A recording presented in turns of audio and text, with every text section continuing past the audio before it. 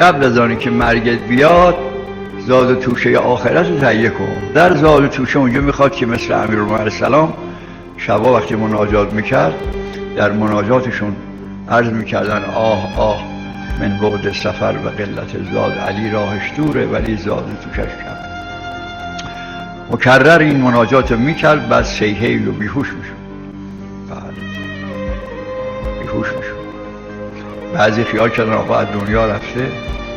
آمدن دیدن رفتن به حضرت زهرا علیه السلام گفتن در میان نخلستان مولا مناجات میکرد، در بین مناجات سیهی زد و از دنیا رفت. حضرت زهرا علیه السلام فرمودن نه پسر امان نمرده، شبی 70 مرتبه از خوف خدا قشم. زاد و توشم کمه ولی راه هم دوره. جایی که امیرالمومنین اینو به فرمان ما چی بگیم؟ ما که دست خالی هستیم. مگه این محبت اهل بیت به داد ما برسه؟